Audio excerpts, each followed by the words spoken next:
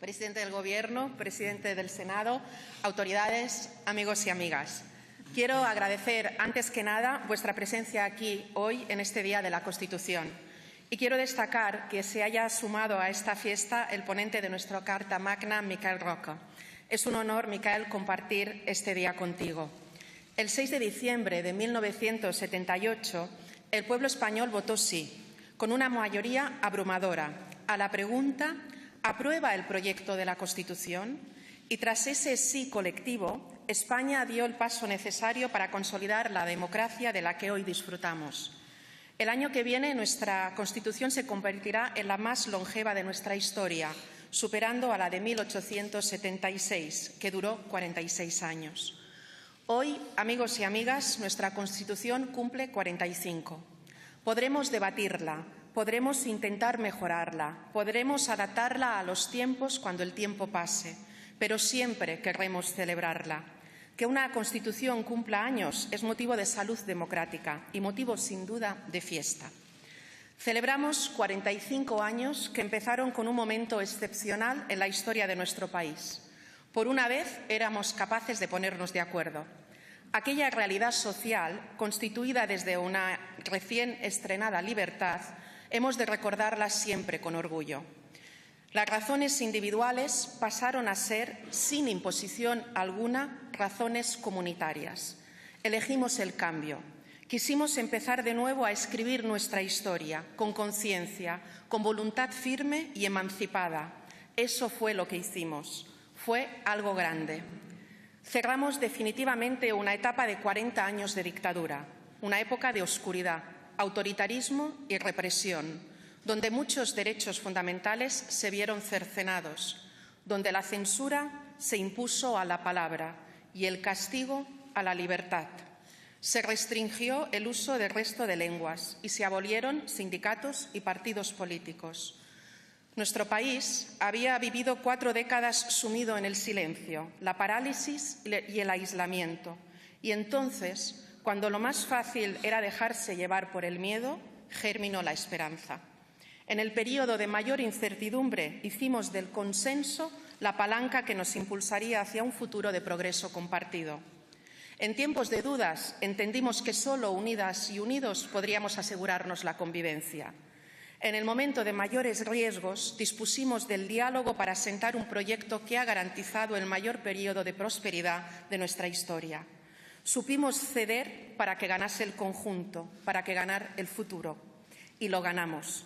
Gracias a la generosidad de todos y todas, a la generosidad de un país que convirtió nuestra Carta Magna en el punto de encuentro de posiciones, en principio, muy alejadas. En el punto de referencia que nos abraza a todos, en el punto de partida que nos ha llevado hasta aquí, hasta convertirnos en la sociedad moderna y europea que somos. Hace 45 años empezamos este proceso de modernización apuntalado por una Constitución que era avanzada y de espíritu europeísta. Este proceso no venía de la nada y conllevaba una significación fundacional y reparadora. Se asentaba en consensos sociales básicos ya dibujados en las elecciones democráticas de un año antes. La Constitución de 1978 fue la primera de nuestra historia que se elaboró bajo el amplio consenso de varias y variadas fuerzas políticas, cuya redacción dependió del intenso trabajo de mujeres y hombres de distintas ideologías, y también fue la primera votada por el pueblo. El texto legal que nació de aquella ciudadanía en plena transformación pertenecía de manera fidedigna a cada una de las personas que formaban parte de este país. Garantizó derechos, dibujó un estado del bienestar con las aportaciones individuales de todos y todas y nos comprometió como sociedad con la justicia social y la igualdad de oportunidades. Cambiar, progresar y levantarnos como una sociedad abierta y libre era posible por fin y quedaría constituido por ley. En estos 45 años, la ciudadanía no solo ha mantenido la llama de la Constitución prendida, sino que ha propagado su luz para avanzar con fuerza hacia un futuro de oportunidades y progreso. Y en estos 45 años todo ha cambiado. Ha cambiado el mundo, ha cambiado España y hemos cambiado sus ciudadanos y ciudadanas. Nuestro país se ha convertido en uno de los pilares de la Unión Europea. Somos uno de los estados más avanzados en políticas sociales y de igualdad, una referencia en la implantación de energías renovables o en la protección del patrimonio natural. Somos una potencia económica que crea empleo y que sube los salarios más bajos. Somos un Estado descentralizado en el que las políticas sanitarias, educativas o sociales, las que más afectan a la ciudadanía, se deciden desde la proximidad. Somos la tierra que se alzó hacia el mundo con el impulso entusiasta de los Juegos Olímpicos de Barcelona 92, el pueblo que acabó con el terrorismo de ETA, la sociedad que lideró la vacunación completa frente al coronavirus entre grandes países, haciendo gala una vez más de un servicio público de salud que representa el primer pilar del estado del bienestar del que disfrutamos. Somos un país cada vez más solidario y generoso, y lo constatan las cifras. En 2022, más de 3 millones de personas realizaron tareas de voluntariado. Somos una ciudadanía empática, preocupada por los conflictos situados más allá de nuestras fronteras, la guerra de Ucrania o quienes sufren la escalada bélica en Oriente Medio. Es nuestra Constitución la base que ha permitido estos 45 años de progreso y debe ser también nuestro referente para afrontar el futuro. Nuestra Constitución guarda la mejor garantía de convivencia y en el acuerdo que la hizo posible está la prueba de que el diálogo y el consenso son la única vía para llegar a ella.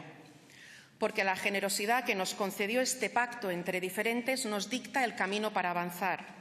Porque si fuimos capaces de ponernos de acuerdo en los momentos de mayor dificultad, si el interés general se impuso a todo lo demás y la búsqueda de la concordia pasó por encima del enfrentamiento, entonces es que la senda del entendimiento está marcada. La marca la propia Constitución. La misma Constitución que nos permitió entrar en Europa es nuestro pasaporte ante las amenazas que sufren tantas democracias.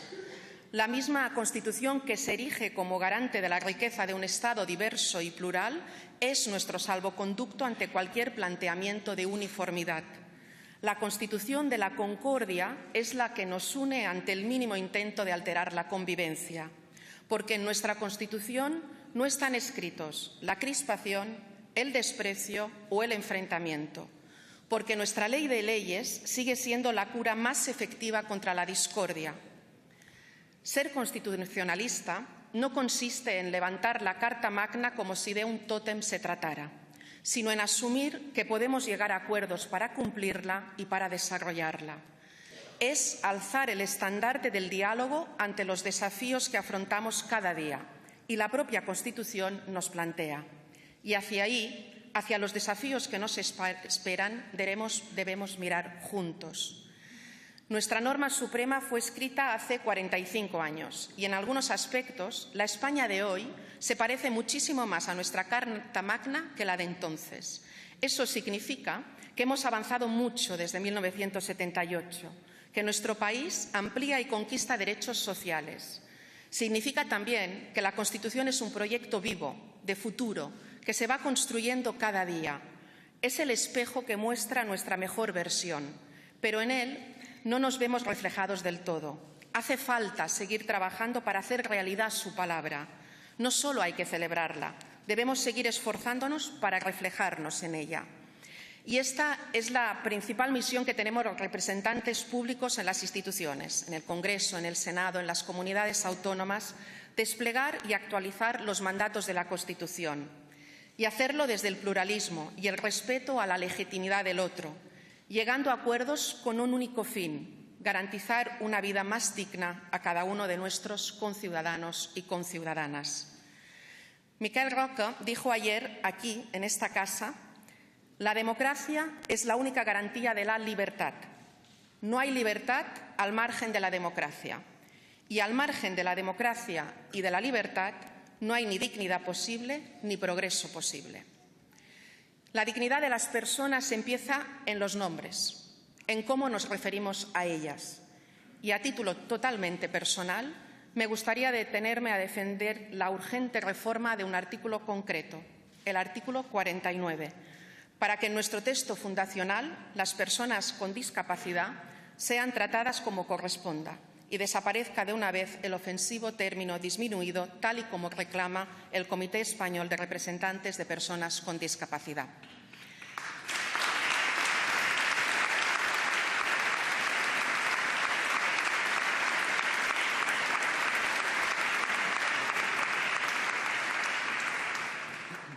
A día de hoy, como siempre, considero legítimo plantear que la Constitución no debe someterse a ninguna revisión y también es igualmente legítimo defender su renovación, al menos en cuestiones básicas como convertir el Senado en una verdadera Cámara territorial o responder a las exigencias del siglo XXI.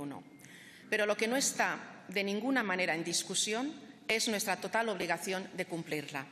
Deberíamos acatar todos y cada uno de sus preceptos. Pero la realidad es que quedan asignaturas pendientes, a pesar de lo que reza este artículo tan decisivo, el artículo 9.2.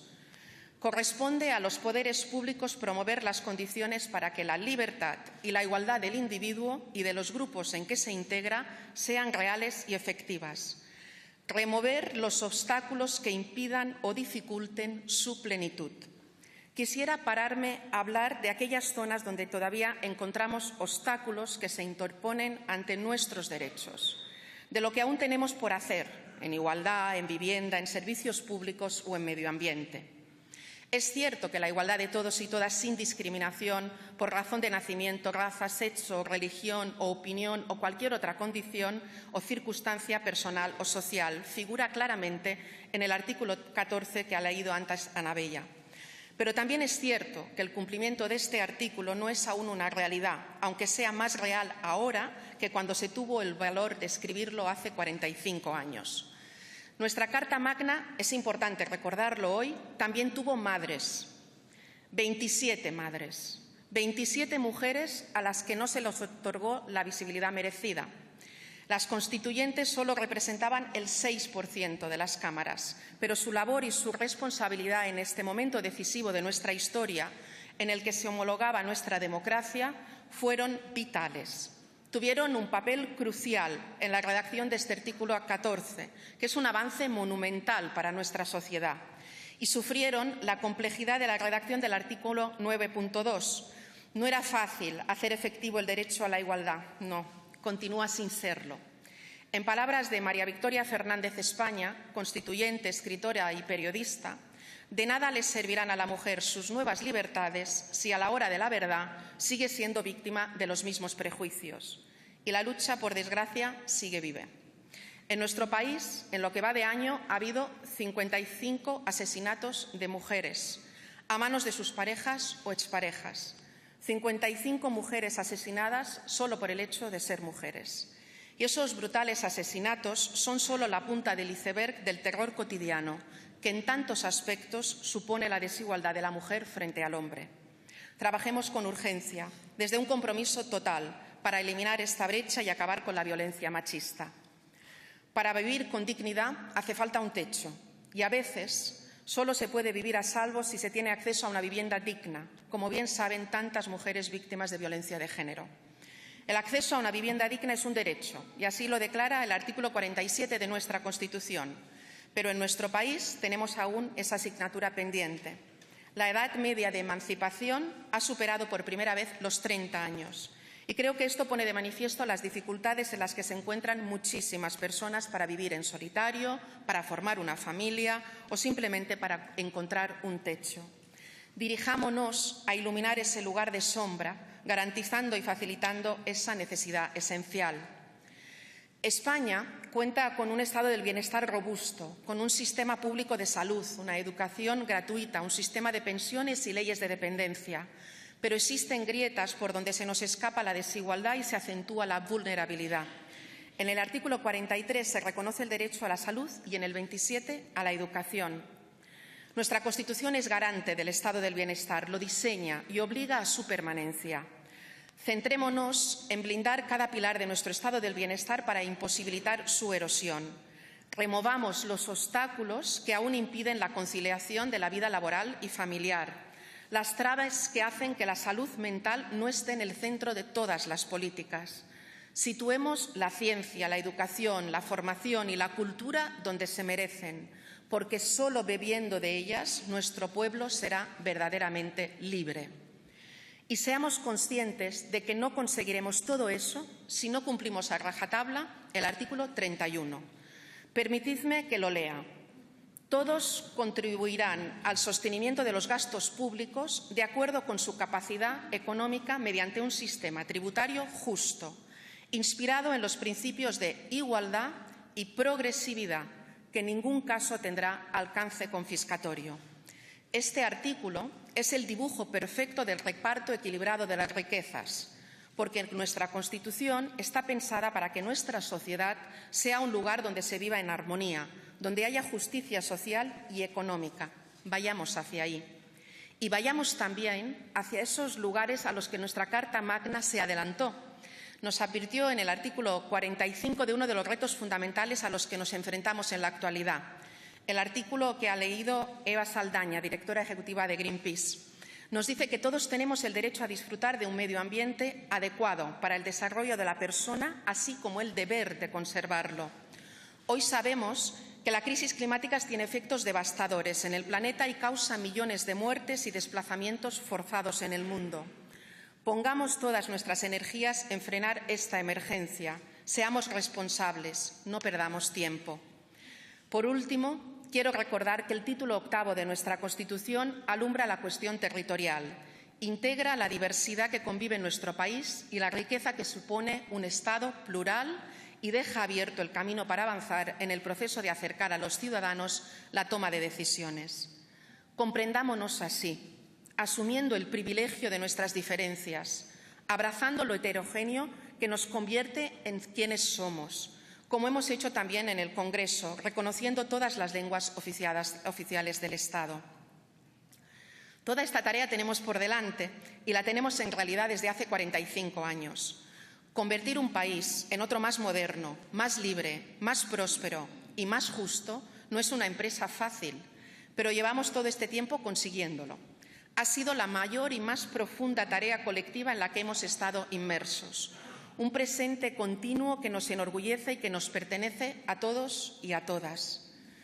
No quiero terminar sin antes rendir homenaje a quienes hicieron todo esto posible en aquel año 1978, que era, sin lugar a dudas, un contexto mucho más complejo que el actual. Aquello no fue fácil. Con generosidad, capacidad de renuncia y visión de Estado proyectaron el país de los próximos 45 años. Nosotros y nosotras debemos ser capaces de convertirnos en dignos herederos de su legado. Desde nuestras diferencias tenemos que llegar a acuerdos en beneficio del bien común y contribuir a diseñar el país de las próximas generaciones. Escuchemos a Miquel Roca cuando nos dice que lo más importante es la voluntad política de cumplir lo establecido. Integremos los disensos, esquinas naturales y necesarias de nuestro pluralismo, superémoslos y removamos de una vez los obstáculos que nos alejan del cumplimiento real y efectivo de nuestros derechos. Ellos y ellas lo consiguieron hace 45 años. Es nuestro turno ahora. También podemos hacerlo. No abandonemos nunca este compromiso. Sigamos buscando los resquicios donde aún se aloja la oscuridad para llenarlos de luz, de vida y de dignidad. Como escribió el poeta de mi tierra, Marià Villangómez, voler l'impossible ens cal y no que mori el desig. Necesitamos querer lo imposible y no que muera el deseo. Celebrar el aniversario de una Constitución es motivo de salud democrática y es, por supuesto, motivo de fiesta. Un año más, felicidades a todos y a todas. Y termino agradeciendo a las personas que han leído los artículos, a la persona que nos maravilla con su voz y a todos ustedes su presencia hoy aquí. Muchas gracias.